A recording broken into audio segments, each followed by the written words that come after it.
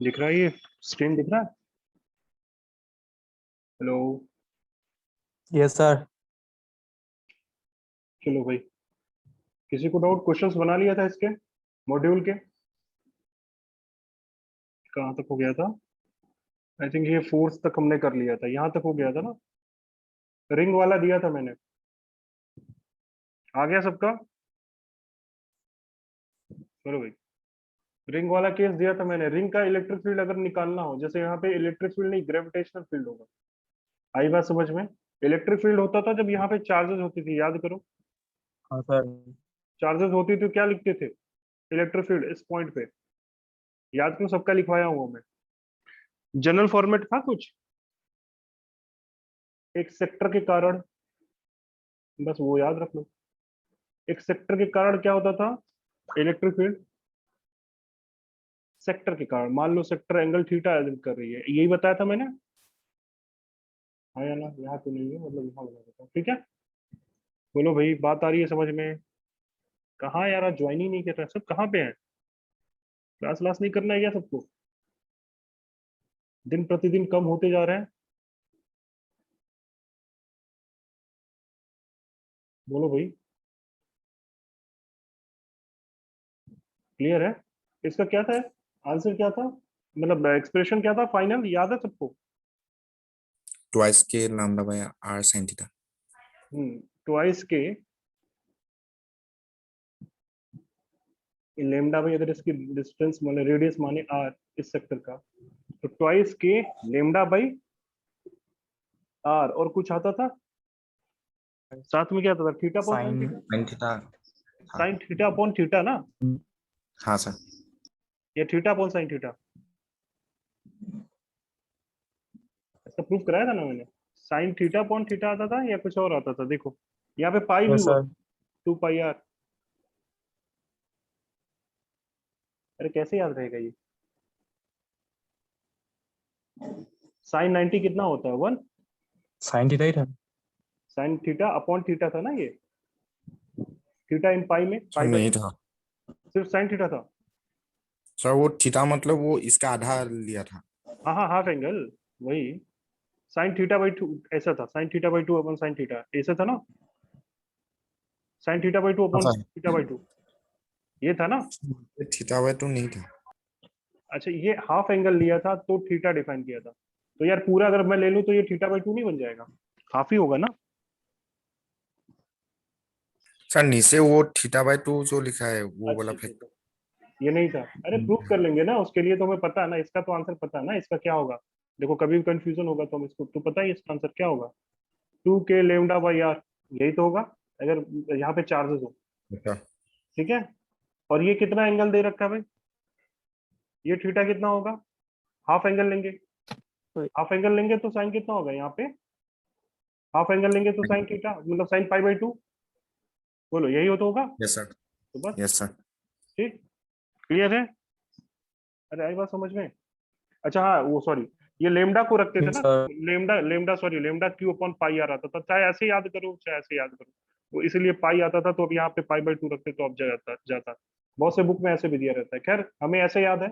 जहां याद रखना, थीटा क्या था? हाफ एंगल था। थीटा कितना था? हाफ एंगल था, क्लियर। अगर ये देखूं तो ये कितना होगा? पाई होगा। तो हमें यहाँ कितना रखना है भाई? कितना? ये बात समझ में आ रहा है सबको? तो यहाँ से मैं हटा यस देता सर। हूँ। यहाँ से अगर मैं इसको थीटा ले लिया हूं तो याद यस रखूंगा कि सर। थीटा बाई 2 होगा। तो ये मैंने तो सही लिखा था, नीचे थीटा बाई 2 गलत था। ये बात सही है। ये आपका इलेक्ट्रिक फील्ड होगा एक सेक्टर के कारण, प्रूफ भी कराया था मैंने। याद आई बात? यस उसी तरह अगर मैं सर। ग्रेविटेशनल फील्ड की बात करूं, ये मासेस हैं, इस तरह से ऐसे छोटे छोटे छोटे छोटे मासेस हैं। ठीक है, रिंग का पार्ट है, सेक्टर है। तो थीटा पे क्या लिखोगे भाई, अगर मान लो एंगल थीटा है, ये सब है। तो बस, ग्रेविटेशनल फील्ड मैं इसको ईजी लिखूं क्या? Gravitation, G for gravitation. या कभी कभी इसको जी भी लिखते हैं। अरे ये इलेक्ट्रिक फील्ड होता है, ये ग्रेविटेशनल फील्ड होता है, हाँ या ना? क्लियर है? बोलो भाई। डायरेक्शन, डायरेक्शन, अरे यार ये बात समझ में, ये यस सर। डायरेक्शन ऊपर होगा ना इसका, तो ये हाँ ईजी सर। ऊपर होगा, क्योंकि ये पता है, या तो माइनस यहाँ पे लिखो।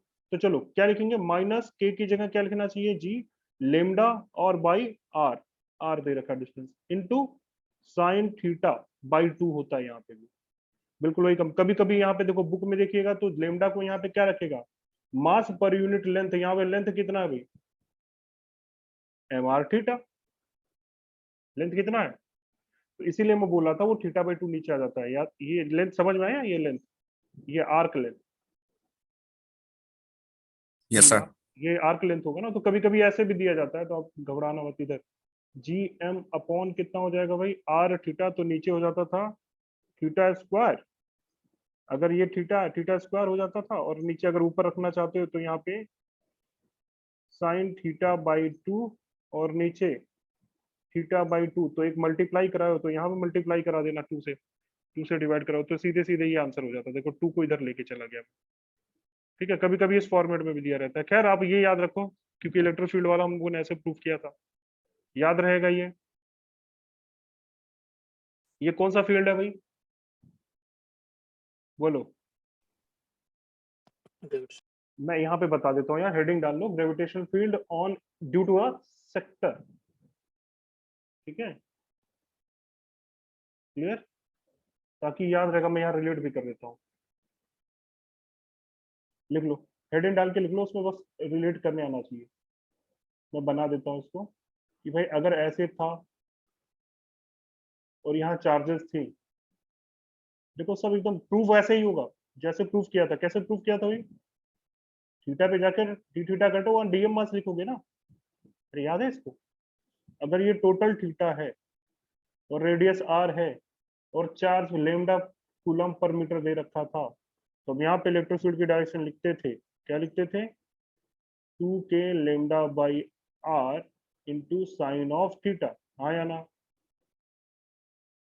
क्लियर है, यस और नो,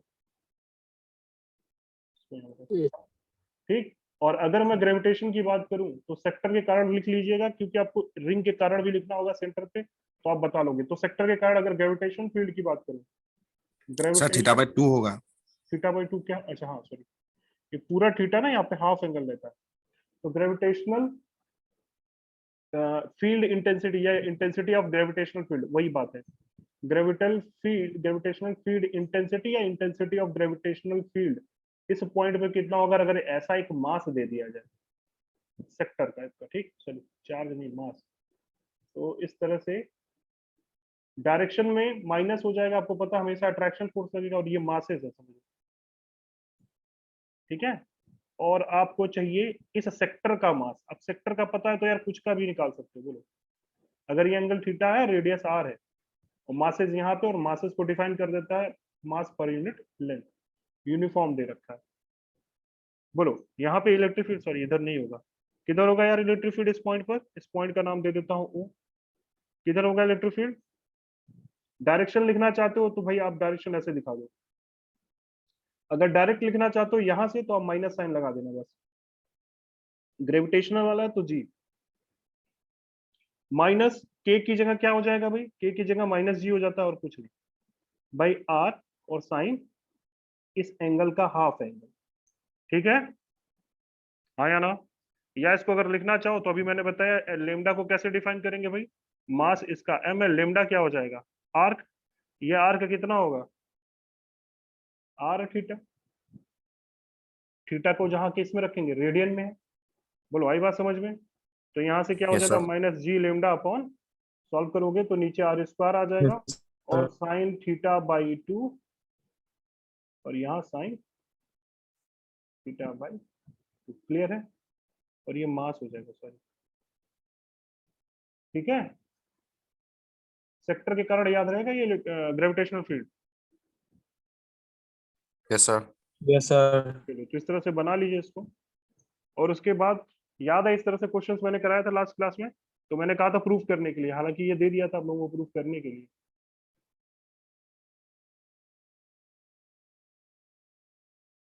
बोलो भाई कोई प्रॉब्लम यहाँ तक, किया था प्रूफ। सर। तो अगर मैं यहाँ पे कुछ रखूं, जैसे मान लो यहाँ पे मैं रखूं एक कंप्लीट एक हाफ सर्कल, मतलब हाफ मास रिंग का, तो वही तो सवाल दिया था मैंने।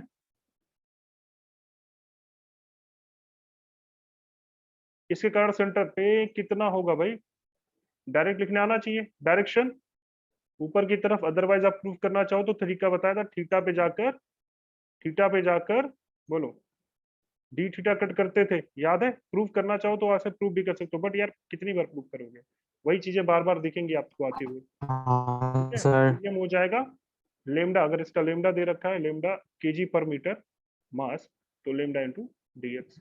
बोलो आई बात समझ में? तो इसका डायरेक्ट रिजल्ट अगर लिखना होगा तो आप सीधे सीधे आप ई लिख सकते हो।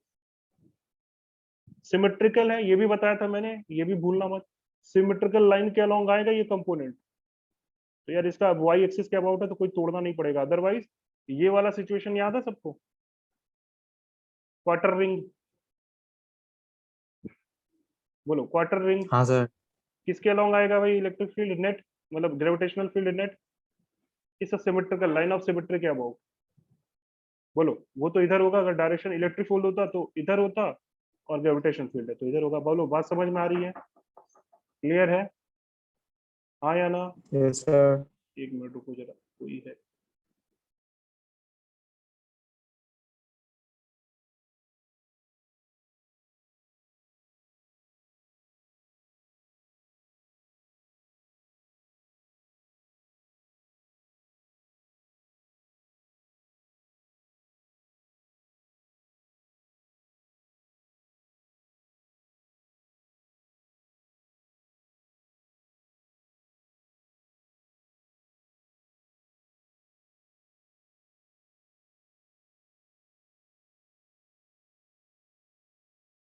हेलो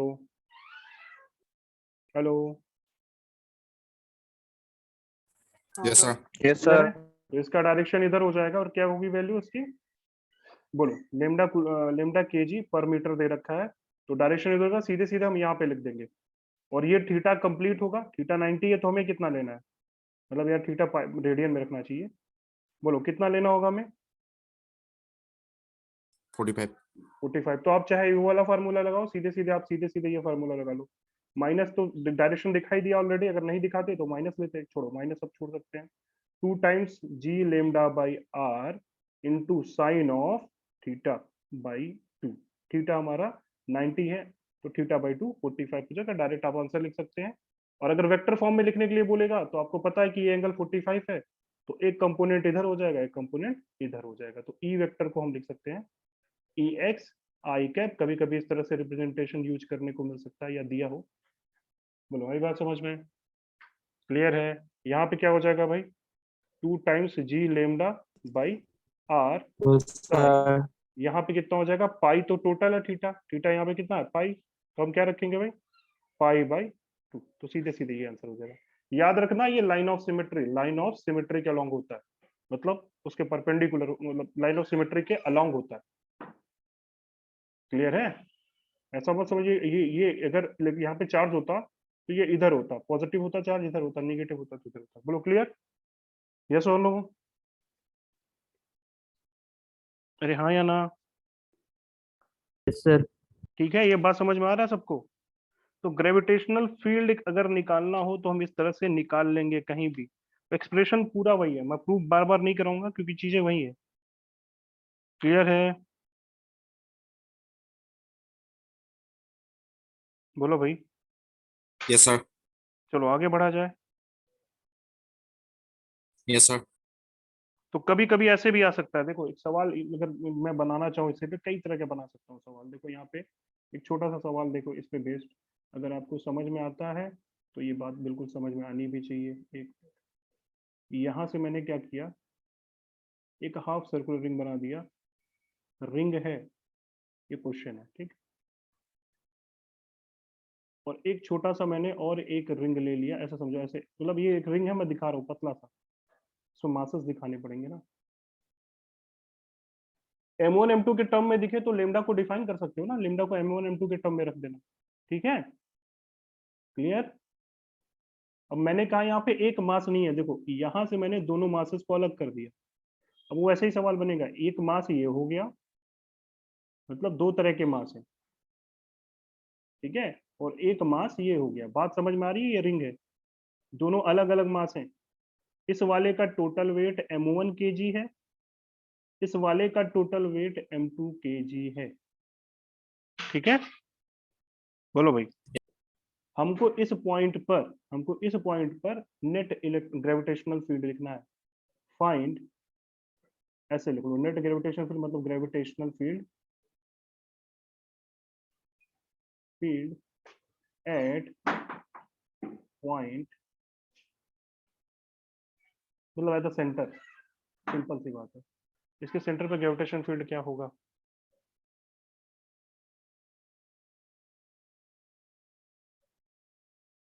क्लियर है? आई बात समझ में? तो किस फॉर्म में रखोगे भाई? मास दे रखा है, मास पर यूनिट लेंथ नहीं दे रखा है, रेडियस आर बार दे रखी है। तो बोलो किया जाए इसको? करो, ट्राई करो।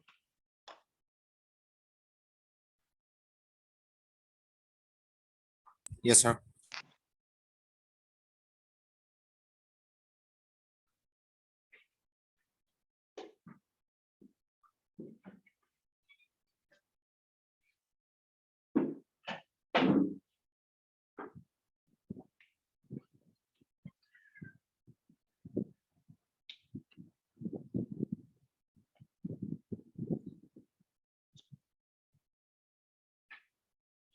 Hello,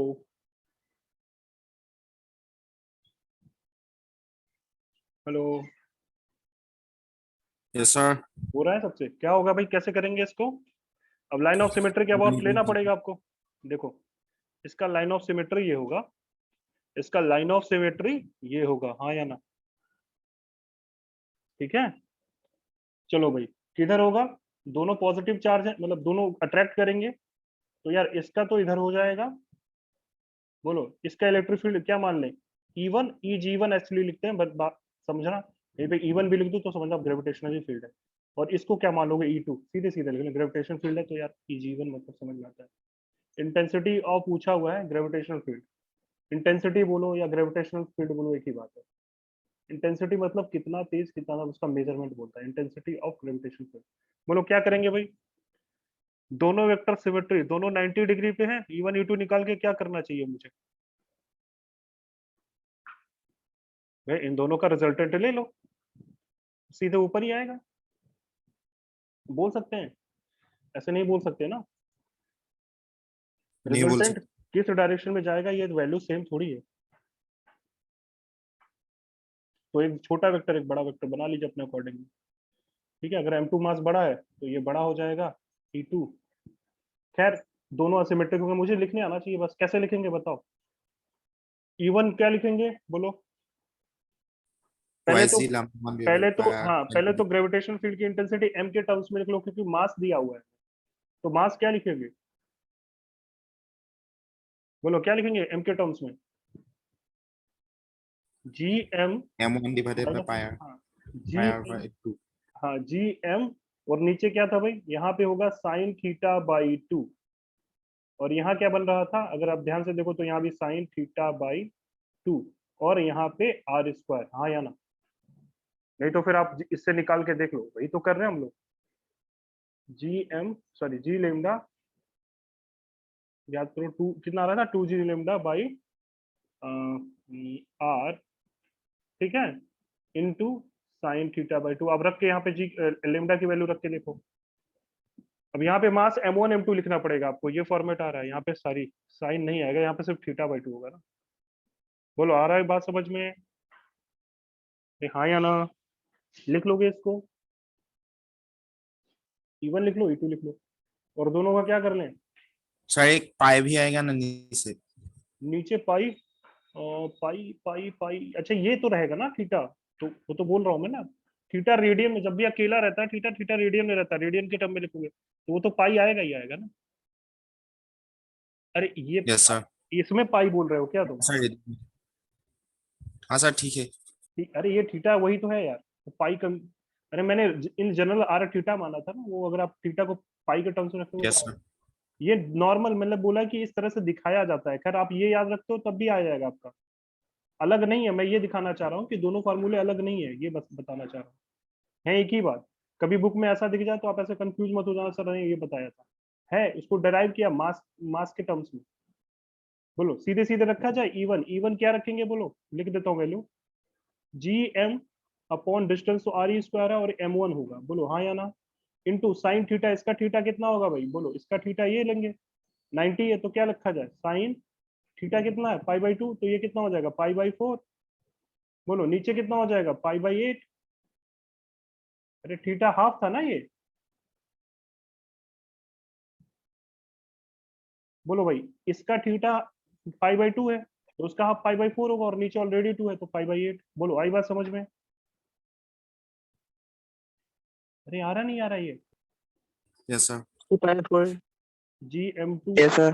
are two square plus sine इसका प्लस कह रहे हैं इंटू साइन इसका भी थीटा वही है तो इस पे भी थीटा मतलब पाई बाई टू है तो पाई बाई टू यानी पाई बाई फोर, और थीटा मतलब पाई बाई टू है यहाँ पे भी, थीटा यहाँ पे भी पाई बाई टू है तो यहाँ पे रखो पाई बाई टू, सॉरी ये फोर होगा ना, थीटा अच्छा हाफ है, पूरी होगा ना?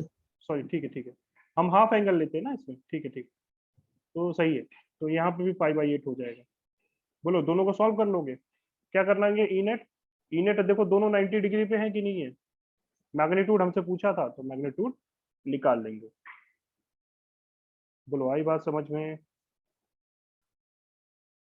क्लियर है, हाँ या ना,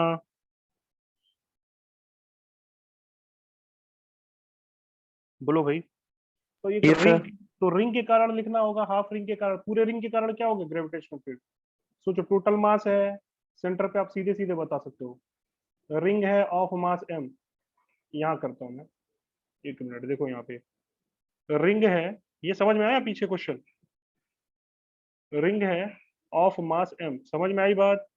अब ऐसे डिस्ट्रीब्यूशन पे बेस सवाल दे सकता है, मैं तो इसलिए बोल रहा हूँ कि फार्मूले याद हो तो बेटर है, इसलिए मैं बोल रहा था कि बार बार आपको इलेक्ट्रोस्टैटिक्स याद हो जाए। बोलो ऐसे रिंग है ठीक, और रिंग मास दे रखा हुआ है, बोलो मास इस तरह से दे रखा हुआ है, अब आप सेंटर अंदर सेंटर पे बोलेगा पूछो बताओ इलेक्ट्रिक ग्रेविटेशनल फील्ड नेट कितना होगा,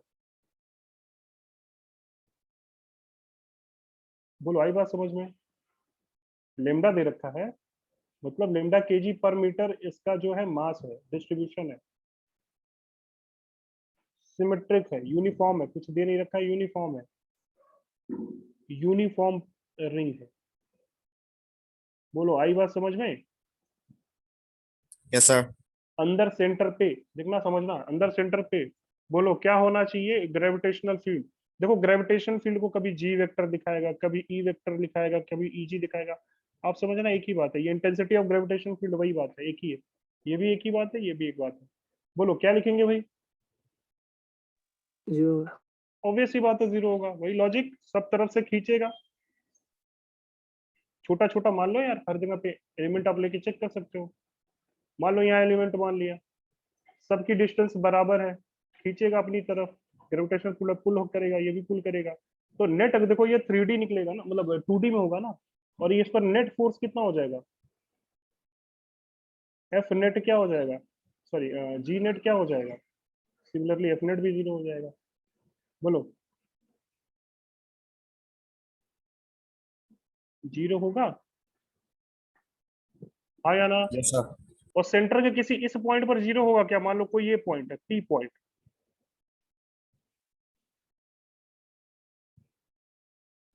अंदर कोई पी पॉइंट है वहां भी जीरो होगा क्या,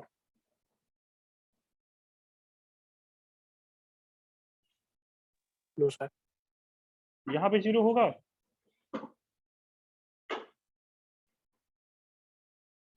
देखो ये डिस्टेंस यहाँ वाले दूर हो गए, यहाँ वाले पास हो गए,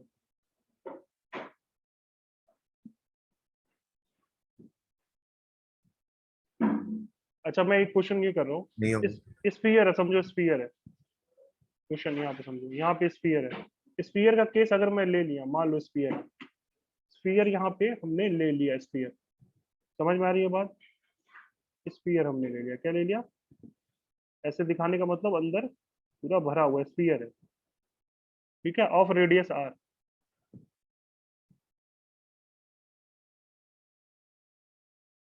समझना है इस चीज को।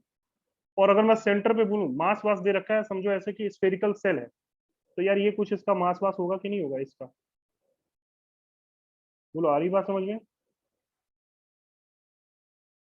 अरे हाँ या ना? फुटबॉल समझ लो, फुटबॉल बीच में मैंने चार, मैं बीच में ले जाकर कोई मतलब मास रखूं, छोटा मास एम, बोलो इस पे फोर्स कितना लगेगा? वही सवाल है। फोर्स के लिए कौन रिस्पॉन्सिबल होता है भाई? Electric field. और यहाँ पे क्या बात करेंगे? Gravitation field. इस वाले सेंटर पे ग्रेविटेशन फील्ड कितनी होगी अगर ये स्फीयर हुआ तो, हॉलो स्फीयर? 0. और यहाँ का कुछ मास दे रखा होगा, मान लो टोटल मास यूनिफॉर्मली है, हॉलो स्फीयर है तो सिग्मा डिफाइन करेंगे, क्या करेंगे भाई? मास पर यूनिट सरफेस एरिया। आई बात समझ में? क्या हो जाएगा भाई यहाँ पे अगर मैं फील्ड देखूं तो इजी क्या आ जाएगा? जीरो आएगा नहीं आएगा? तो मास पे कोई फोर्स लगेगा क्या? फोर्स अगर मैं लिखूं तो फोर्स होता क्या है? एम इंटू, बोलो, ग्रेविटेशनल फील्ड जीरो, इजी। और बिल्कुल इजी की वही कहानी है, एक मास से आर दूरी पर लगने वाले ग्रेविटेशनल फील्ड कितना होता है? बोलो। या सोचो यहाँ पे हम कोई मास छोटा सा और रख दें, m1 अगर ये रख दें और m2 रख दें, तो इन दोनों के बीच फोर्स कितना लगेगा? बोलो, कितना लगता है भाई? न्यूटन लॉ ऑफ ग्रेविटेशन आपने पढ़ लिया है, ये फोर्स कितना होगा? Gm1m2 by G कितना होगा? M1 M2 divided G by R m one square. M two by G m1 m2 by r square. अच्छा ध्यान से इसको देखिए, ये है क्या? फोर्स कौन लगा रहा है? ये भी तो फील्ड ही है। बोलो, पॉइंट मास के कारण अगर मतलब ग्रेविटेशनल फील्ड आर दूरी पे लिखना होगा तो क्या ये फॉर्म लगाएंगे यहाँ पे भी?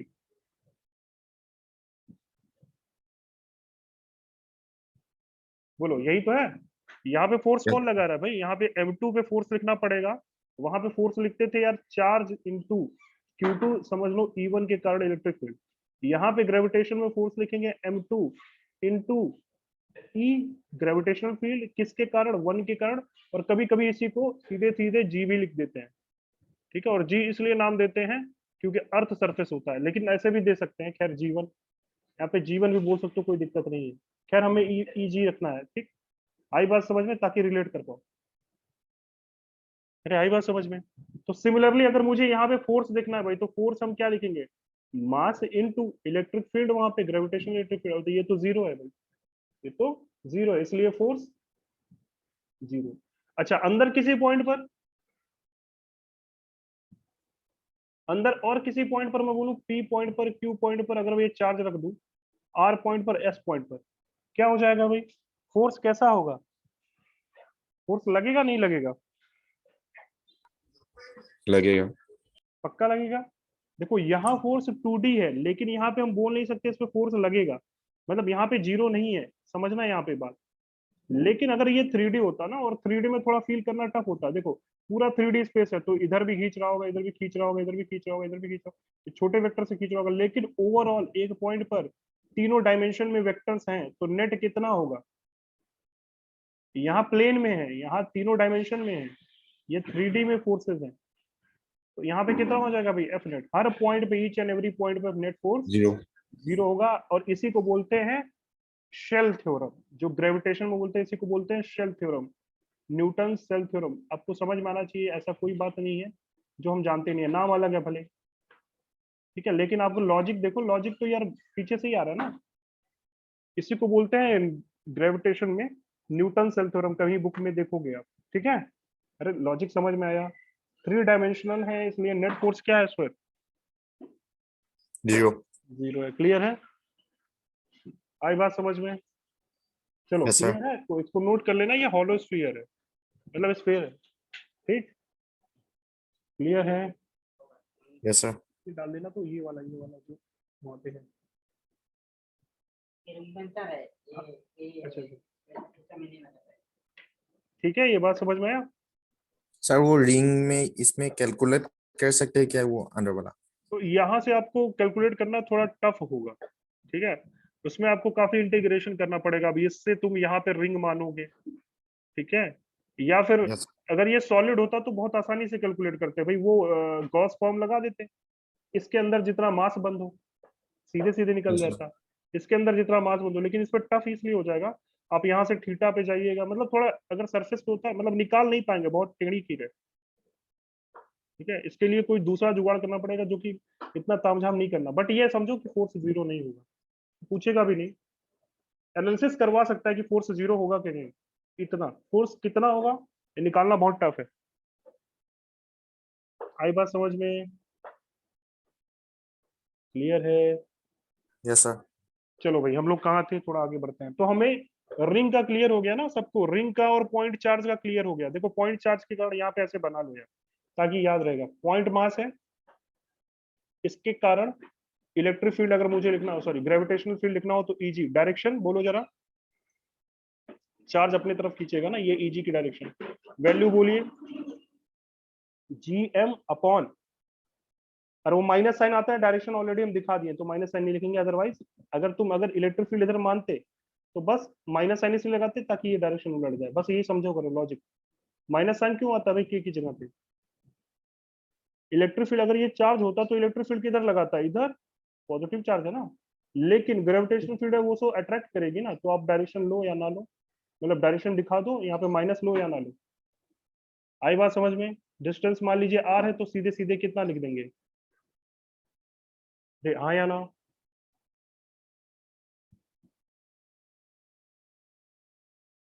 Yes, sir. ग्रेविटेशनल फील्ड, अच्छा ये बताया नहीं था इसलिए मैं बोल देता हूँ, gravitational field due two point charge. ठीक है, लास्ट क्लास में ये बताया नहीं था तो मैंने कहा चलो देखो, बताया क्या था, सब अंडरस्टूड है यार, मैंने डिस्ट्रीब्यूशन का करवा दिया तो पॉइंट चार्ज नहीं लिख पाओगे। चलो, डिस्ट्रीब्यूशन के कारण रिंग वाला देख लिया हमने, रिंग के सेक्टर पर ऐसे लिख लो ताकि याद रहेगा, डायरेक्ट फार्मूला दोनों फॉर्मेट आपको याद होना चाहिए।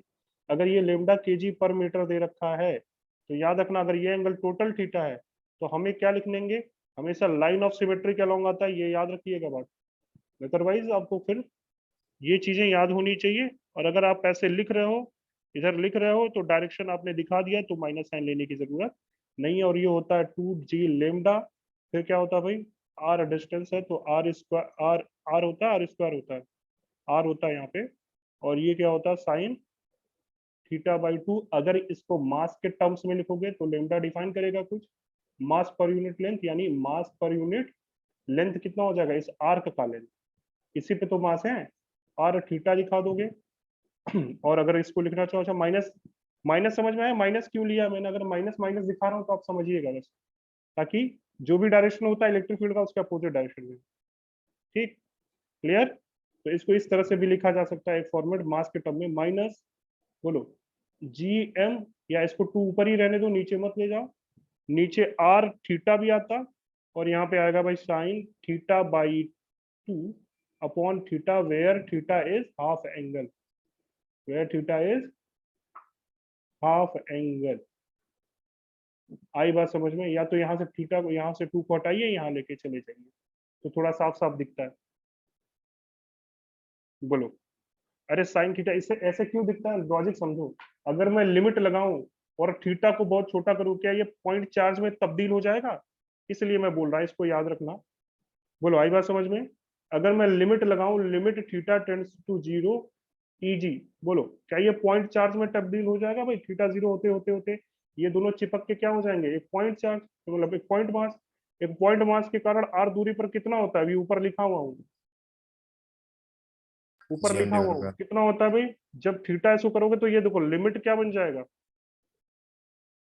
बोलो आई बात समझ में? और ये डिस्टेंस आर ही होगा ना, ऐसे बन जाएगा नहीं बन जाएगा लिमिट लगाओगे जब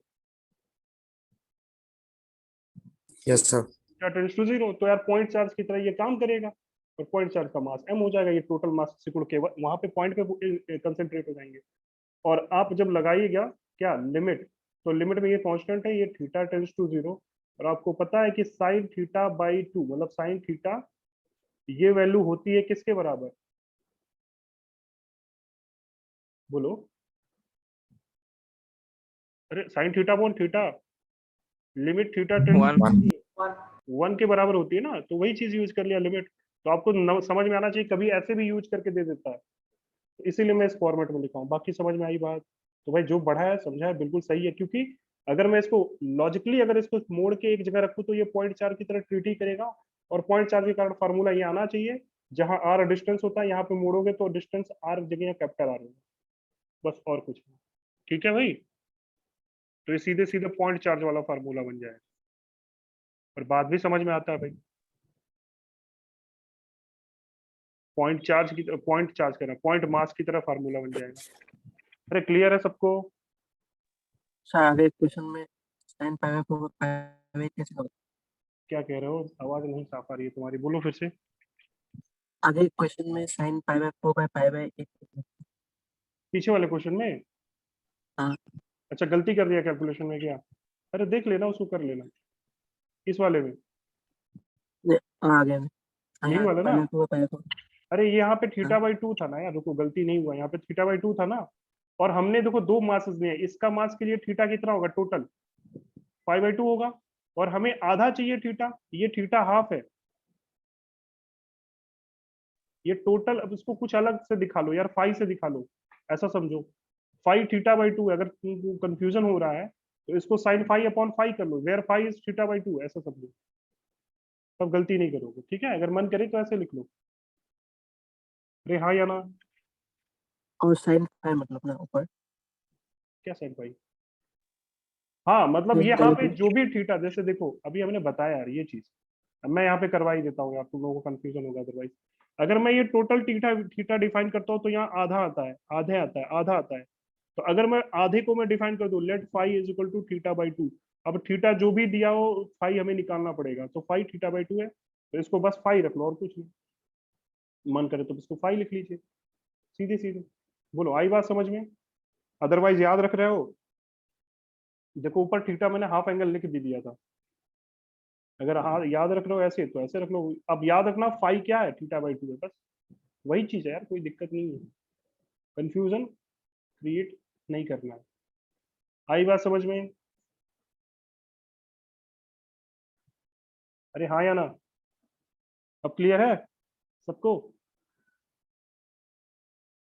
अब यस जैसा मन करे यार वैसे लिख लो यार, ठीक है, कंफ्यूजन क्रिएट नहीं करना है। चलो, अगर ऐसे अच्छा लग रहा है तो ऐसे लिख लो, इसके पहले वाला ठीक लग रहा था वो लिख लो, बस याद रखना इसमें टोटल का आधा लेते हैं, प्रूफ किया था यार ये तो। Yes sir. क्लियर है? चलो जैसा मन करे आप वैसा लिख लो, आपको याद रखना है, इसीलिए मैं बोलता हूँ नोट्स, इसीलिए बोलता हूँ नोट्स बनाने का ये फायदा होता है कि आपने क्या एजम्पशन किया यार। और बुक में आप डायरेक्ट देखोगे एजम्पशंस आपके जो होते हैं वो अलग होते हैं फार्मूले में। ठीक है, हो सकता है आपने कहीं कुछ लिया हुआ हो, और बुक में जो दे देता है वो तो जनरल दे देता है यार, कुछ भी मान के दे देता है, वो उसकी मेंटालिटी तुम कैसे समझोगे? इसलिए बोलता हूँ कभी कंपेंडियम मत यूज करो, अपना खुद का फार्मूला बनाओ, मतलब अपनी खुद की फार्मूला नोट्स बनाओ जिसमें आपको डायरेक्ट फार्मूले लिखा करो। ठीक है, यस बहुत सारे प्रॉब्लम तो यार फार्मूला बेस्ड आते हैं ना। अगर फार्मूला आपको पता नहीं है, लॉजिकली निकाल नहीं पा रहे हो, या फार्मूले निकाल रहे हो उसमें थोड़ा एक आध फैक्टर इधर उधर ले रहे हो, तो आंसर भी गलत हो जाएगा। आई बात समझ में? क्लियर है? बोलो भाई, समझ में आया? देखो यहाँ पे कंफ्यूजन हो गया था, चलो ठीक है। अब मैं बात कर रहा हूँ, हम लोगों ने वहां पे क्या किया था यार, एक्सिस ऑफ रिंग। यहाँ पे हम क्या करेंगे, ग्रेविटेशनल फील्ड ऑन, बोलो जल्दी जल्दी बोलो, ग्रेविटेशनल फील्ड, बल फार्मूला लिखूंगा direct, field on axis of ring, याद है कुछ? मैक्सिमम मिनिमम सब निकलवाया था, इसका पूछा भी हुआ है। ग्रेविटेशनल फील्ड चाहिए, बोलो याद है सबको? चार्ज के कारण यहाँ पे फील्ड डायरेक्शन पहले बताओ तो जरा। चार्ज अगर मैं बोलूं यहाँ पे प्लस क्यू था, जल्दी जल्दी देखते हैं। प्रूफ कराने में एक भी नहीं जाऊंगा, आपको प्रूफ देखना है तो आप बिल्कुल नोट्स पे जा सकते हो। बोलो इस पॉइंट पर मुझे चाहिए रेडियस आर, ये डिस्टेंस क्या माना था भाई यहाँ से, एक्स, यही तो माना गया था, याद है? ऐसा ग्रेविटेशन में भी आता है, सॉरी ग्रेविटेशन कह रहे हैं, यस सर। मैग्नेटिक फील्ड में भी आता है, तो उसका भी मैं लिख ही देता हूँ ताकि याद हो। देखो कितने फायदे होते हैं, अगर आपको एक जगह फार्मूला याद है दूसरी जगह कंफ्यूजन नहीं होता, थोड़ा सा चेंज होता है वो।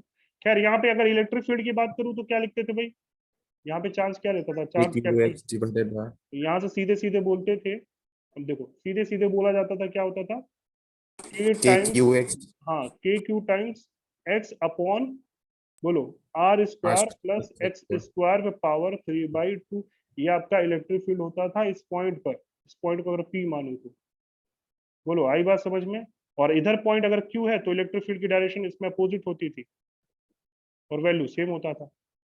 बोलो क्लियर है ये बात। Yes, sir. अब यहाँ पर हम इलेक्ट्रिक फील्ड की जगह पे हम क्या रखेंगे, यहाँ पे एक सिंपल रिंग रख दो, Yeah. एक सिंपल रिंग रख देते हैं। इससे आर दूरी पर, आ रहा सबको समझ में, इससे एक्स दूरी पर मुझे चाहिए इलेक्ट्रिक फील्ड, ग्रेविटेशन फील्ड। अगर तुम माइनस नहीं लोगे तो डायरेक्शन, देखो यहाँ पे माइनस लेने का मतलब, देखो इलेक्ट्रिक फील्ड तुम इधर लियो ना, माइनस लगा दो ग्रेविटेशन फील्ड इधर आ जाएगा। तो या सीधे सीधे ग्रेविटेशन यहाँ दिखा लो इस पॉइंट पे, या फिर मन करे तो माइनस भी लगा लो, लेकिन माइनस और दोनों एक साथ नहीं करना। इधर दिखाया तो सीधे सीधे हम ग्रेविटेशन फील्ड की वैल्यू बोलेंगे। बोलो इसका मास दे रखा होगा m, या फिर लेमडा दे रखा हो तो lambda upon pi r define करेंगे, हाँ या ना। रिंग है ना भाई, हम m Yes, के sir. टर्म्स में याद है तो हमको m के टर्म्स में रखेंगे। मन करेगा लेमडा के टर्म्स में लिख लेंगे, खैर m के टर्म्स में याद होता है तो हटा दो इसको, कंफ्यूजन मत क्रिएट करें। सीधे सीधे लिखे क्या हो जाएगा भाई, k की जगह डायरेक्शन दिखा दिया ऑलरेडी। अच्छा इधर लिखते तो इधर होता, जी एक्सिस पर। बोलो क्या लिखा जाए, k की जगह g, q की जगह कैपिटल M मतलब mass of ring into x divided by r square plus x square पे पावर 3/2, हाँ या ना। क्लियर है, Yeah. समझ में आई बात। और ऐसे ही आता था चार्ज करंट जा रहा है इसके अंदर, ग्रेविटेशन अगर ध्यान से देखो तो ये मैग्नेटिक फील्ड के अंदर बोलेगा, यहाँ पे बताइए electric field, sorry magnetic field, तो उसकी डायरेक्शन कैसे आएगी, बोलो।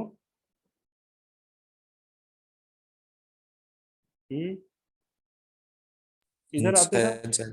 मैग्नेटिक फील्ड की डायरेक्शन इधर आती थी, अगर याद हो किसी को तो ठीक है, नहीं है तो इसी से हम लोग बना लेंगे। बी की वैल्यू आती थी कुछ ऐसा, वही सब ले लो। याद है किसी को भाई, बताओ अगर याद हो तो।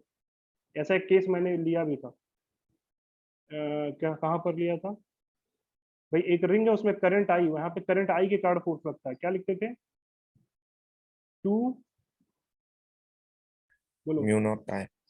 तो यहाँ से होता था, ऐसे होता था 2 करके, हाँ 2 तो ऊपर आता ना, एक मिनट ऐसे आता था।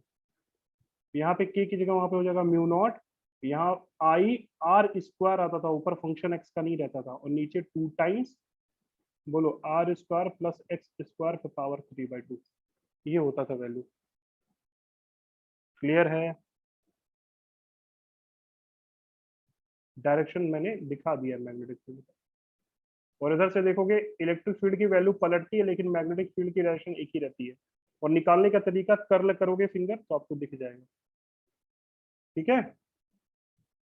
Yes, आई sir. बात समझ में, यहाँ पे क्लियर है। तो यहाँ पे 3D है, इस तरह से हम लोग ये करते थे, ये मैग्नेटिक फील्ड का।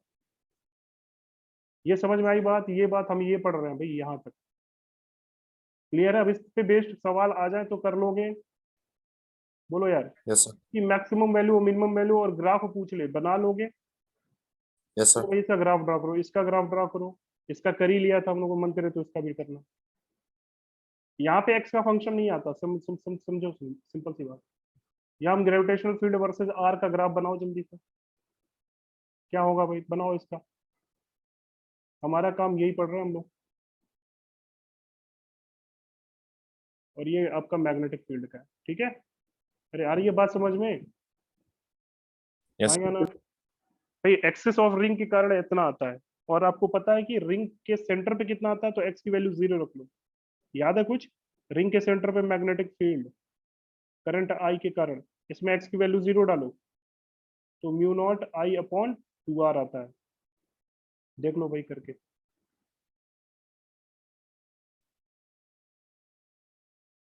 आई बात समझ में, डायरेक्शन किधर होगा मैग्नेटिक फील्ड का, करंट ऐसे जा रहा है तो कहाँ होगा, डायरेक्शन बाहर ही आएगा ना, सही है डॉट। Yes, sir. क्लियर है, चलो भाई ग्राफ बना दो जल्दी फटाफट इसका। बोलो सेंटर पे जाएंगे तो क्या होगा वैल्यू, सेंटर पे देखते हैं पहले, सेंटर पे ये पॉइंट सेंटर को रिप्रेजेंट करेगा। बोलिए x की वैल्यू 0 डालो तो क्या ये इलेक्ट्रिक फील्ड 0 होगा, यानी ग्राफ कैसे स्टार्ट होगा, 0 से। और जरा x की वैल्यू इनफाइनाइट डालो तब भी 0 आएगा, तो ग्राफ ऐसे जाएगा, पॉजिटिव 0 आएगा। और x की वैल्यू देखो, ये वैल्यू देखो, x की वैल्यू 0 डालो तो 0 है, इधर वाला देख रहे हैं। x की वैल्यू निगेटिव डालने से क्या होगा, वैल्यू निगेटिव होगा या पॉजिटिव होगा। ऑलरेडी डायरेक्शन अपोजिट, अगर हम डायरेक्शन वाइज बनाएंगे वैल्यू तो ये पॉजिटिव ही होगा, क्योंकि डायरेक्शन ऑलरेडी दिखा दी है। ठीक है, इस तरह से ग्राफ बनेगा और ये मैक्सिमम वैल्यू होगी। और हमको ये निकालने आता कितनी दूरी पर होगी मैक्सिमम वैल्यू, r/√2 प्लस, ये सब डिफरेंशिएट करके निकालोगे आप, क्योंकि इसका स्लोप यहाँ 0 हो जाएगा, यहाँ स्लोप 0 होगा। अरे निकाल लोगे या नहीं निकाल पाओगे ये। और इसकी मैक्सिमम वैल्यू अगर बोलेगा तो आप वैल्यू पुट कर देना इसमें, x की जगह पे प्लस r/2, तो यहाँ पे मैक्सिमम वैल्यू मिल जाएगी। क्लियर है, याद रहेगा ये चीज। अरे इसमें मैक्सिमम मिनिमम लगवाया था नहीं लगवाया था। Yes sir. ये तीनों फॉर्मेट में ग्राफ भी बहुत इंपॉर्टेंट है, पूछ लेता है। इसमें ग्राफ इलेक्ट्रिक फील्ड में या नीचे आता था, सोचो क्यों नीचे आता था। देखो यहाँ पे ग्राफ अगर यहाँ वाला नीचे आ रहा है तो हमारा ये डायरेक्शन उलट गया है, इसलिए पॉजिटिव बनाया है। ठीक है, क्लियर है, यस और यस नो। सर। भाई यहाँ पे आप चेक कर लोगे ना, डिफरेंशिएट करके वैल्यू ला लोगे ना, ये सब ये क्या है, कैसे लाएंगे ये वैल्यू, r/2 कैसे आया, dg/dx करने पर डिफरेंशिएट करके इक्वल टू 0। स्लोप 0 करोगे ना, हाँ ये वैल्यू आ जाएगी। और यही मैक्सिमम वैल्यू, और ये वैल्यू उठा के आप r की x की वैल्यू रखोगे यहाँ पे, तो ये मैक्सिमम वैल्यू आ जाएगा। ठीक, अरे हाँ या ना, बोलो भाई, ग्राफ ड्रॉ करने आना चाहिए। सर क्लियर है दोनों सबको, पॉजिटिव है। चेक कर लो ना पॉजिटिव क्यों है। देखो यहाँ पे डायरेक्शन, यहाँ देखो, फील्ड डायरेक्शन इधर, यहाँ direction electric field, magnetic field का, सॉरी ग्रेविटेशनल फील्ड का। बोलो ग्रेविटेशनल फील्ड का डायरेक्शन देखिए, लेफ्ट साइड में। हाँ तो लेफ्ट साइड में आएगा।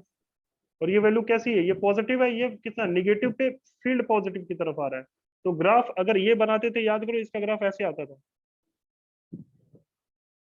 इसका वाला। Yes sir. इसमें ग्राफ ये डायरेक्शन उल्टा हो गया तो प्लस उल्टा नहीं हो जाएगा ये, ऐसे भी सोच सकते हो। पर वो राइट साइड वाला भी तो उल्टा हुआ है ना। अरे वो तो है ही ना यार, वो माइनस देखो, अब या तो वेक्टर में बनाओगे या मैग्नीट्यूड, मैं मैग्नीट्यूड वाइज लिख देता हूँ ताकि कंफ्यूजन ना हो।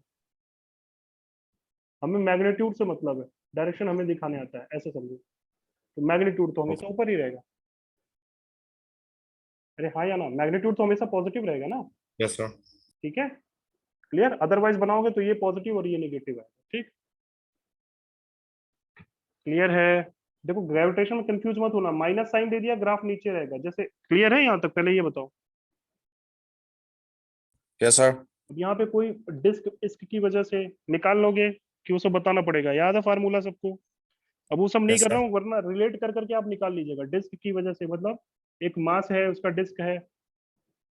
बोलो आई बात समझ में, उसका याद है किसी को फार्मूला, क्या वो बता देता सिग्मा हूँ बाय यार। 1 disc, minus x by r square plus root over r तो स्क्वायर मैं प्लस बोला एक्स। बार बार आपको याद होना चाहिए, इसका ग्रेविटेशनल फोर्स, इसका इलेक्ट्रिक फील्ड।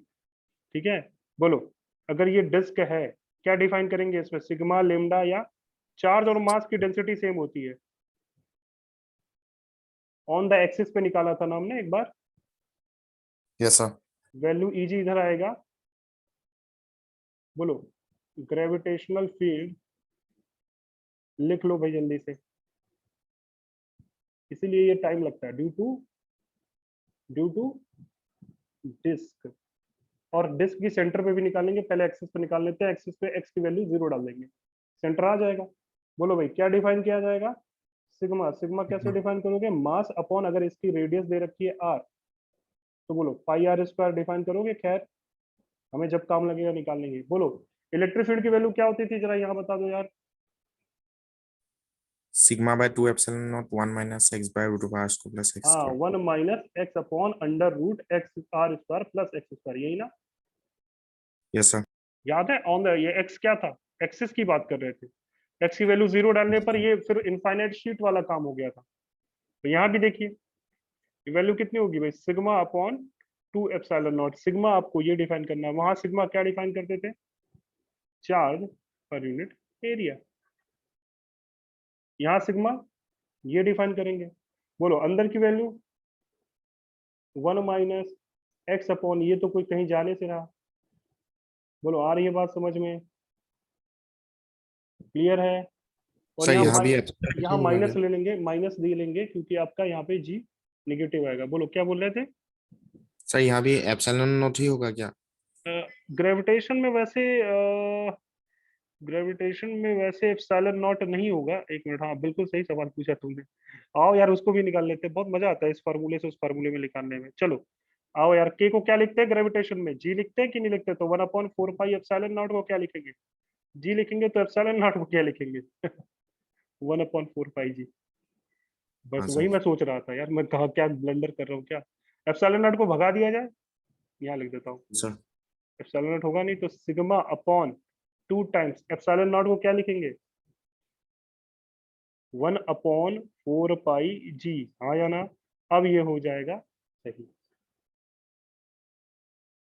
आई बात समझ में? तो ये हो जाएगा कितना यार? 2 से मारो 2 टाइम्स, तो 2 पाई जी।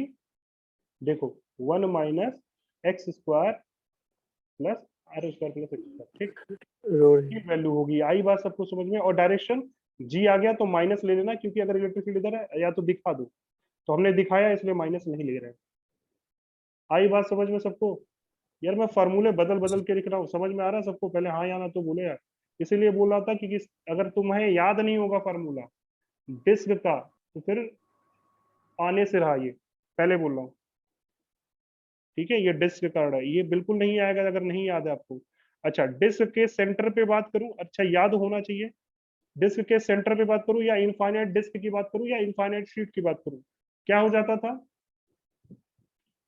इनफाइनाइट शीट की बात करूं या इनफाइनाइट डिस्क की बात करूं, एक ही बात है। सिग्मा बाय मतलब ये वैल्यू एप्सिलॉन बहुत प्लस कम है। हाँ, एक्स की वैल्यू टेंडिंग टू क्या थी?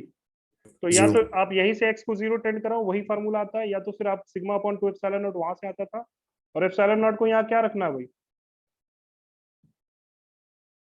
अरे ये टर्म 1 बच जाता है, ये टर्म बच जाता है, और ये टर्म देखो यहाँ पे है क्या? रो क्लियर है? आई बात समझ में? रो क्लियर है? हाँ बोलो। रो वाला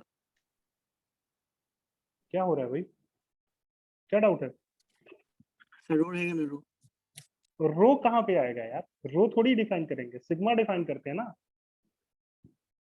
अरे रो काय को डिफाइन करेगा? अरे मास को अगर रखना हो सिग्मा को, ठीक है। अच्छा सिग्मा सिग्मा से इधर आएगा।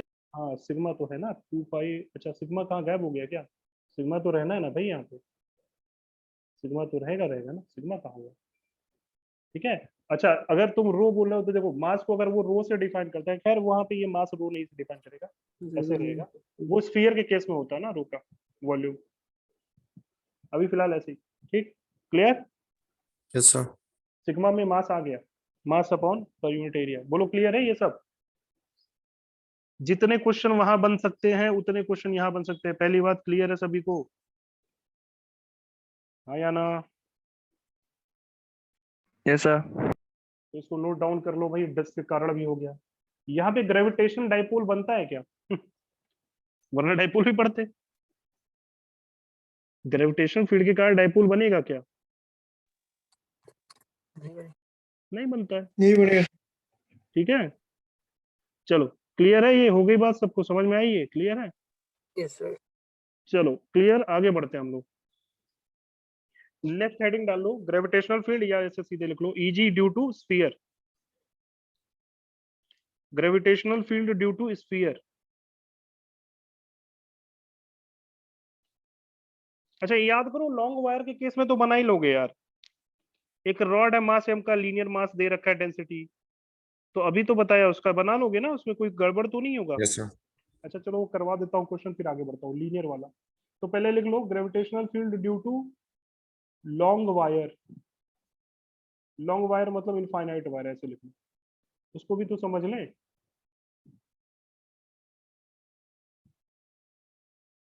मेरे समझ में आ रहा है सबको?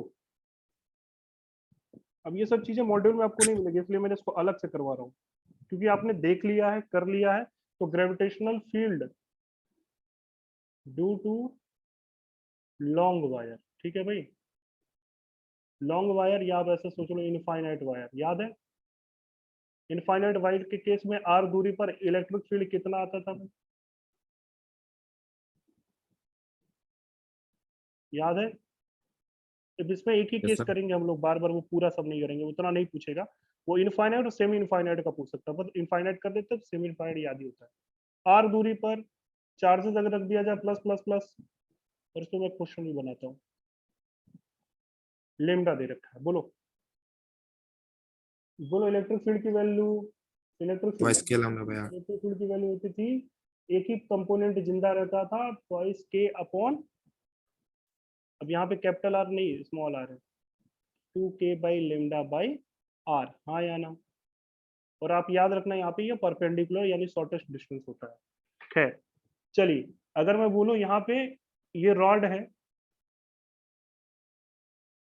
और यहाँ पे आप देखो यहाँ का जो रॉड था उस पे लेमडा डिफाइन होता था चार्ज पर यूनिट लेंथ, ये कहता है इतना कूलम पर मीटर, यहाँ पे लेमडा केजी पर मीटर डिफाइन होगा क्योंकि मास है, ठीक है ना? इनफाइनाइट रॉड है।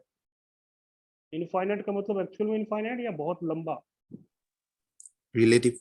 ठीक, चलो यहाँ पे एक छोटा सा मास रख देगा, बोलेगा फोर्स कितना लग रहा है, तो हमें यहाँ पे इलेक्ट्रिक फील्ड निकालना पड़ेगा ना, पहले gravitation field, sorry electric field, gravitation field बोलो जरा, यहाँ पे डायरेक्शन ये होगा, Yes, sir. वैल्यू कितनी हो जाएगी? अगर माइनस, अगर यही लिखना है डायरेक्शन इधर दिखाते हो तो माइनस लगाना, अदरवाइज हमने ऑलरेडी डायरेक्शन दिखा दिया तो हटाइए, और ट्रैक्शन होगा सिर्फ।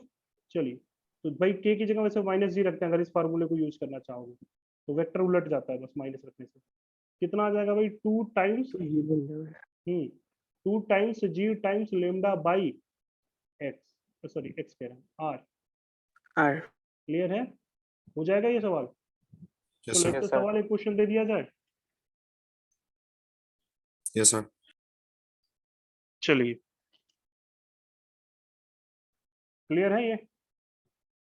तो लॉन्ग वायर के कारण ऐसे लिख लेंगे, और सेमी इनफाइनाइट के कारण का केस में तो सिर्फ क्या होता है भाई, 4G, 4 बचता ना, कितना बचता है वो? 4 आता है कि बस जी लेमडा बाई आर आएगा? √2 आता है. नहीं, सेमी इनफाइनाइट, सेमी इनफाइनाइट, एक एंड पे तुम खड़े हो, रूट टू आएगा। तो बस √2 आता है. √2 आता है। हाँ सर, वो एक परपेंडिकुलर एक पैरेलल दोनों बसते हैं उनका हम्म। सम। हाँ, नेट की बात कर रहे हो। चलो खैर, नेट की बात करें, मतलब दो कंपोनेंट अगर आप लिखना चाहो तो खैर वो कर लोगे आप लोग। ठीक, आगे बढ़ो, मैं क्वेश्चन दे रहा हूँ इसी पे बेस, मान लो ऐसे समझना। क्वेश्चन एक है कि भाई मान लीजिए एक इस तरह से बहुत लॉन्ग, ऐसा सोचो लॉन्ग वायर दे रखा है ऑफ मास एम।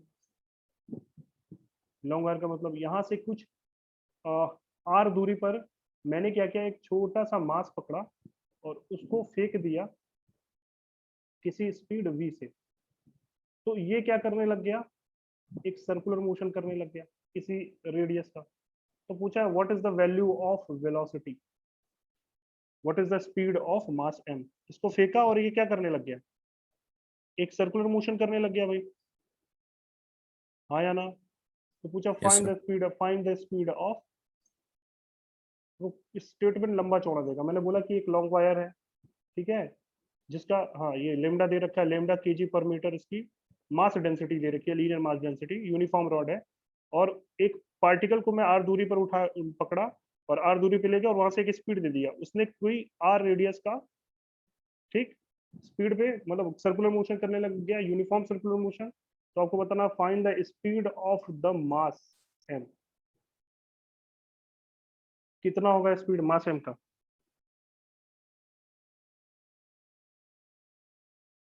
क्लियर है? Yes, sir. Yes sir. क्या होगा स्पीड मास एम का? ट्वाइस दी लैम्डा ये निकाल लेंगे ना, क्या करेंगे? √2 लैम्डा. यानी घूम रहा है तो कोई ना √2. कोई सेंट्रीपिटल फोर्स प्रोवाइड किया होगा। Yes, sir. Centripetal force provide करने वाला कौन होगा? सर्कुलर मोशन कर रहा है Gravitational force. तो भाई ग्रेविटेशनल फोर्स, ठीक है, टुवर्ड्स द सेंटर। सेंटर समझ में आई बात? क्लियर है? Yes sir. तो बस सीधे सीधे यहाँ पे लिख लेंगे। चलो क्या कर देंगे इसमें, सीधे सीधे ग्रेविटेशनल फोर्स होगा, यही क्या होगा, required required centripetal force. Centripetal force क्या होता है भाई? अगर ओमेगा से घूम रहा होता तो एम आर ओमेगा स्क्वायर लिखते, वी से घूम रहा है तो क्या लिखते हैं भाई? एम वी स्क्वायर बाई जिस रेडियस पे घूम रहा है। और ये वैल्यू कितनी होगी? और ये वैल्यू होगी भाई मास इनटू ग्रेविटेशनल फील्ड है यहाँ का, और आप वहां का ग्रेविटेशनल फील्ड आराम से लिख सकते हो, यही होगा एम ई जी। कितना होता है भाई? 2g lambda by are. आ जाएगा, यहाँ से निकालोगे m v square by r. ठीक है, आर आर कैंसिल होगा तो आर पे डिपेंड ही नहीं कर रहा, देखो ध्यान से। यार क्लियर है? ये तो यार आर पे डिपेंड नहीं कर रहा है, कांस्टेंट स्पीड आर पे डिपेंड ही नहीं कर रहा है। आर का कोई फंक्शन नहीं है, सब कांस्टेंट, मतलब कांस्टेंट और लेमडा पे सिर्फ डिपेंड कर रहा है, लीनियर मास डेंसिटी पर। देखो जी तो कांस्टेंट है ना। Yes sir. ठीक, क्लियर? इस तरह से ये लिख देंगे। बोलो, आई बात समझ में? क्लियर है? अब लिखो gravitational field due to sphere. देखो ग्रेविटेशनल फील्ड, नेक्स्ट हेडिंग डाल लीजिए,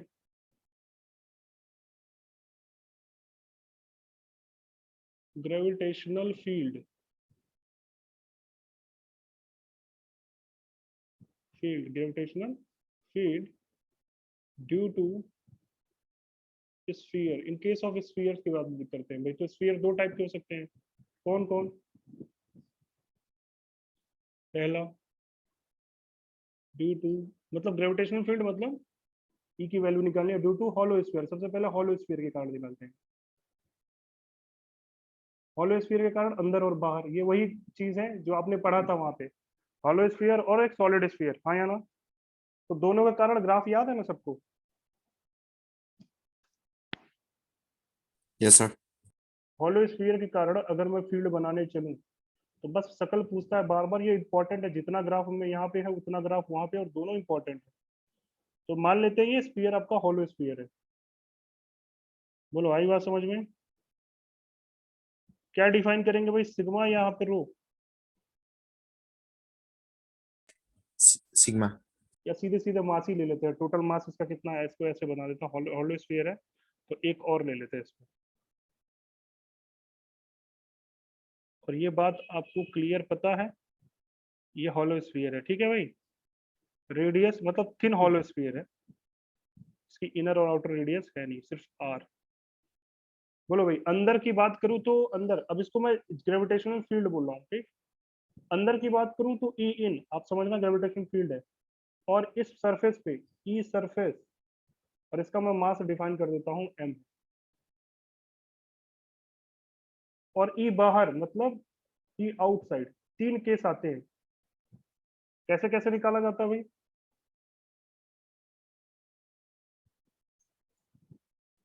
अंदर वाला तो अभी गॉस। बताया था, अंदर वाला तो यार अभी बताया था। देखो यूनिफॉर्म मास, मास हर तरफ खींचेगा अपने इसको, हर तरफ फील्ड होगा। तो अंदर वाला तो साफ साफ दिख रहा है, क्या आएगा? ऐसे भी बोल सकते हो यार, अंदर है ना, तो अंदर किसी भी पॉइंट पे आप गॉसियन सरफेस जीरो। खींचिए। हालांकि ग्रेविटेशन में गॉस लॉ नहीं होता, लेकिन ग्रेविटेशन सरफेस कीजिए, लॉजिक वही लगाओगे ना इलेक्ट्रिक फील्ड वाली। अंदर कोई चार्ज नहीं बंद है, या अंदर कोई मास नहीं है, तो यहाँ पर इलेक्ट्रिक फील्ड क्या आ जाएगा? ई इन जीरो, हाँ या ना? जब आर कम है कैपिटल आर से और आर बड़ा हो कैपिटल आर से, तो क्या करेंगे भाई? आउटसाइड पॉइंट की बात कर रहा है। बोलो भाई, तो बाहर वाले पॉइंट की दूरी मान लेते हैं यहां से कितनी है? आर। ठीक है, क्लियर है? अच्छा, इन वाला समझ में आया ना सबको? अभी इसके पहले एग्जांपल दिया था यार स्फीयर यस में, सर। इन वाला तो मेरे ख्याल से किसी को डाउट तो नहीं होगा। बोलो यार, समझ में आई बात? अरे हाँ या ना? Yes sir. Yes sir. ये तो किसी को दिक्कत नहीं होगा भाई, ई इन तो जीरो दिख रहा है। अच्छा, ई आउट वाले के लिए क्या करते थे? आउट पे देखो आर दूरी पे मान लो सेंटर से है, तो बाहर से बैठ जाते थे, देखते थे टोटल मास कितना, अंदर टोटल चार्ज कितना है। अब यहाँ से देखोगे इसके अंदर कितना चार्ज है, यहाँ पे चार्ज की नहीं मास की बात करेंगे फिर। कितना मास है भाई अंदर? टोटल मास अंदर ही तो है, तो टोटल मास एम है। एम को क्या करते थे? अज्यूम करते थे सेंटर पे बैठा हुआ, और ये दूरी लिख लेते, तो फार्मूला सीधे सीधे आ जाता था ई आउट के लिए, क्या आ जाएगा? भाई ये तो पॉइंट मास की तरह ट्रीट कर लेंगे ना बाहर के लिए m को। आई बात समझ में? Yes, sir. Point, treat them like a, treat it like a point charge for outside case. Treat it like point mass, not charge. अरे यही करते थे वहां पे भी, याद है? Otherwise Yes. yes, sir. ठीक। और इसी को बोलते हैं, यही इसी को बोलते हैं सेकंड सेल थ्योरम। पहला थ्योरम ये, इसके अंदर वाले को बोलते हैं फर्स्ट सेल थ्योरम। तो बोलते हैं फर्स्ट सेल थ्योरम मतलब अंदर कोई भी पॉइंट पे हमेशा इलेक्ट्रिक फील्ड जीरो होगा इन केस ऑफ स्फीयर। तो ये first shell theorem, Newton first shell theorem, इसको बोलते हैं। भाई बाहर है तो ट्रीट करिए किस तरह से, पॉइंट मास, ये बोला गया था। इसको बोलते हैं सेकंड सेल थ्योरम। यहाँ पे देखो उसका क्या बोलते हैं, गॉस लॉ का एक, कहने का गॉस लॉ लगा नहीं सकते बट जुगाड़ है अपने पास। Second shell theorem, outer point के लिए हमेशा अंदर वाले मास को, इसके अंदर वाले मास को हमेशा पॉइंट चार्ज मान के सेंटर पे मान लीजिए। यही सेकंड सेल थ्योरम बोलता है। मैं लिखवा नहीं रहा हूँ, लॉजिक आप ऐसे समझो, गॉस लॉ लगा सकते हो ना यार, बस ऐसा। हाँ सर। सीआरटी में ये सब दे रखा होता है। फर्स्ट सेल थ्योरम वो किसको पढ़ाया जाता है, जिनको समझ में आए 11th वाले बच्चों का। तो यार तुम इलेक्ट्रो पढ़ के आ रहे हो, वो लोग इलेक्ट्रो नहीं पढ़े रहते ना 11th में, कहाँ इलेक्ट्रो पढ़ा रहता है। देखो ग्रेविटेशन पढ़ाने के 3-4 तरीके हैं। 11th को कैसे पढ़ाया जाएगा वो अलग है। 11th वाले इस थ्योरम को लिखवाना पड़ता है, चलो भाई ये चलो ऐसा होता है, अच्छा ऐसा होता है तो फिर ऐसा होता है, तो उनको समझ में, हाँ अब तो समझ में आ गया। लेकिन चीजों को रिलेट करो ना, तुम लोग तो यार काफी ग्रेविटेशन पढ़, इलेक्ट्रोस्टैटिक पढ़ के आ रहे हो। तो है क्या ये, Gauss law. है इनडायरेक्ट वे में गॉस लॉ ही तो है। सरफेस की बात करें तो आर की वैल्यू कितनी हो जाएगी भाई, सरफेस पे भी बैठ जाओगे तो सरफेस पे भी पॉइंट चार्ज मान के करो, जस्ट सरफेस पे। तो बस एट सरफेस की बात करूं तो जीएम अपॉन, लॉजिकली समझो, डायरेक्ट लिखने आना चाहिए। आर की वैल्यू कैपिटल आर हो गया, बस खत्म। बोलो भाई। और यही चीज चार्ज के लिए बनाते थे, अंदर इलेक्ट्रिक फील्ड जीरो, बाहर के क्यू बाई आर स्क्वायर, और बाहर तो k q by small r square, हाँ या ना। ग्राफ कैसे बनाएंगे, अच्छा इन सब पे देखना, अगर डायरेक्शन वाइज बनाओगे तो यहाँ जी है तो माइनस जी होगा, माइनस जी होगा, हाँ या ना। अगर मैग्नीट्यूड लिखोगे, देखो ये अगर वेक्टर लिख रहे हो तो मैं दोनों बना देता हूँ ग्राफ। अब जैसा पूछेगा आपको ग्राफ आपको समझ में आना चाहिए। देखो भाई अगर मैं ग्राफ बनाने चलूं किसका, ग्रेविटेशनल फील्ड की मैग्नीट्यूड का, ठीक है, और आपको बता दूं ये चीज क्या है भाई, r is equal to capital r है, ठीक। या फिर आप ऐसे बनाओ, अगर आपको इलेक्ट्रिक फील्ड की सीधे सीधे आपको वैल्यू दे दिया, तो अगर वेक्टर के फॉर्म में बनाते हो, एक तो मैग्नीट्यूड है भाई, तो मैग्नीट्यूड कभी निगेटिव नहीं होगा, अरे हाँ या ना। और वेक्टर बना Yes, रहे हो sir. तो वेक्टर तो निगेटिव हो सकता है, तो इसका आर यहाँ यानी ग्राफ नीचे से आएगा। तो आप ध्यान दीजिएगा जब भी पूछेगा, हालांकि दोनों एक साथ नहीं पूछता है, बट उसने पूछा क्या है, वेक्टर पूछा है या मैग्नीट्यूड पूछा हुआ है। बोलो भाई अंदर की तरफ इलेक्ट्रिक, समझ में आई बात, पहले ये खेलते हैं, चलो मैग्नीट्यूड खेलते हैं। डब्बे का मतलब मैग्नीट्यूड, तो मैग्नीट्यूड Magnitude. का माइनस का कोई लेना देना नहीं है। बोलो अंदर ये वाला क्या होगा, इनसाइड पॉइंट होगा, ये वाला सरफेस, ये आउटसाइड। इनसाइड कितना है भाई, जीरो। याद करो ये ग्राफ ऐसे आता था इलेक्ट्रिक फील्ड का कैटेगरी 1 के लिए, याद करो। Yes, sir. यहाँ पे कैटेगरी एन थोड़ा, S C, H N C, S C, ये कैटेगरी 1 को बिलोंग करता है कि नहीं करता है। Yes, sir. ये ग्राफ आता था Yes, नहीं sir. आता था, बोलो। अब इसके बाद कैसे गिरेगा भाई, 1/r², बोलो। सरफेस पे यानी ये पॉइंट इंक्लूडिंग है और ये पॉइंट ओपन ब्रैकेट, आई बात समझ में, यहाँ से Yes, स्टार्ट sir. होगा।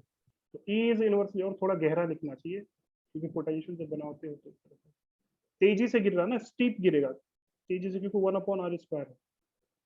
अरे हाँ या ना, बोलो भाई बात आ रही है समझ में। ग्राफ कहीं देखा दिखा लग रहा है कि नहीं लग रहा है, Yes, sir. Yes, sir. बिल्कुल Yes, वही sir. चीज है, रिलेट कर लो। अगर मैग्नीट्यूड लेना है तो वही ग्राफ, अच्छा मैग्नीट्यूड नहीं लेना है तो फिर भाई ये बनाइए, यहाँ तो जीरो है, ई इन ये इनसाइड होगा, और आर बड़ा है क्योंकि आर छोटा है कैपिटल आर से, और यहाँ आर बड़ा है कैपिटल आर से, तो ये आउटसाइड होगी। और यहाँ पे ग्राफ माइनस मैक्सिमम यहाँ पे होगा, अच्छा यहाँ की वैल्यू सरफेस वाली वैल्यू कितनी है भाई, इतनी है। मैग्नीट्यूड लिखेंगे तो जीएम अपॉन, और यहाँ क्या लिखेंगे, minus GM upon r square. बोलो बात समझ में आ रहा है, कब प्लस कब माइनस। अगर वेक्टर में लिखना आपको डायरेक्शन के साथ लिखना तो नीचे से ग्राफ चालू होगा ये, और उसके बाद फिर यहाँ से स्टार्ट होगा और फिर इस तरह से जाएगा, बढ़ेगा मतलब निगेटिव में घटेगा, मतलब जीरो को टेंड कर रहा है इनफाइनाइट। ठीक है, मिरर इमेज हो जाएगा बस ग्राफ का, सोचो। ठीक है, यस सर। आई बात समझ में, यस सर। क्लियर है। तो ये सॉलिड किसके लिए था, हॉलो के लिए था। सॉलिड के लिए खुद करोगे, होमवर्क दे दूं, सॉलिड के लिए खुद करोगे, ये कैटेगरी 1 का ग्राफ था, याद है, इसको आप रिलेट कर लीजिएगा यहाँ पे। तो नेक्स्ट लिख लो, ये समझ में आया सबको, पहली बात ये क्लियर है। दूसरा, ड्यू टू सॉलिड स्फीयर, यहाँ पे भाई कंडक्टिंग नॉन कंडक्टिंग नाम की कोई चीज नहीं होती है, यहाँ पे सब एक ही तरह ट्रीट करते हैं, सॉलिड या हॉलो। ठीक है, तो अब ड्यू टू आप सॉलिड आपका होमवर्क है, आप करिएगा, और ग्राफ का शक्ल आपको याद है, इसलिए मैं आपको ये होमवर्क दे रहा हूँ। अच्छा, ये तो देने के साथ साथ आखिर और एक चीज ये देना है आपको, ग्रेविटेशनल पोटेंशियल जरा देखिएगा क्या होता है, और उनका भी ग्राफ प्लॉट करिएगा दोनों के लिए, स्फीयर के लिए बहुत इंपॉर्टेंट है, ड्यू टू हॉलो, और इनकी एनर्जी, सेल्फ एनर्जी। अब तो सब समझ में आ रहा है ना सबको। Yes sir. ये आप बनाइएगा, इनका भी ग्राफ प्लॉट करिएगा, एन ग्राफ। याद करो, ग्राफ लिखते थे, इलेक्ट्रिक फील्ड लिखते थे अंदर बाहर, पोटेंशियल लिखते थे अंदर बाहर सरफेस पे, और इनका ग्राफ बनाते थे, और इसकी सेल्फ एनर्जी समझो इस तरह से, यहाँ पे ग्रेविटेशनल पोटेंशियल एनर्जी बोलते हैं इसको। तो आप ग्रेविटेशनल पोटेंशियल एनर्जी दोनों के लिए निकालिएगा, और निकालने की जरूरत नहीं है, अगर दोनों फार्मूले याद है तो अकॉर्डिंगली मैनेज करने आता है। अरे बात समझ में आई, क्या होता था भाई कैटेगरी यस 1 सर। के लिए ग्रेविटेशनल पोटेंशियल एनर्जी या सेल्फ एनर्जी बोले तो,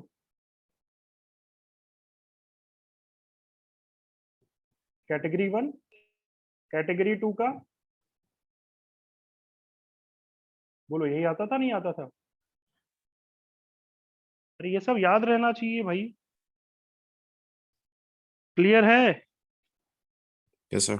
हो जाएगा Yes, तो sir. नेक्स्ट क्लास से देखो, अगर ये तुम लोग करके आ जाओगे नेक्स्ट क्लास में, बस 2 मिनट इस पे दूंगा, फिर आगे हमको कैविटी प्रॉब्लम करवाने हैं, बहुत पूछा जाता है इसमें भी। ठीक है, कैविटी प्रॉब्लम जो वहां किए थे याद है कुछ, अंदर कैविटी काटो बाहर कैविटी काटो, तो एक दो प्रॉब्लम यहाँ यस से सर। भी देख लेंगे, पूछा जाता है।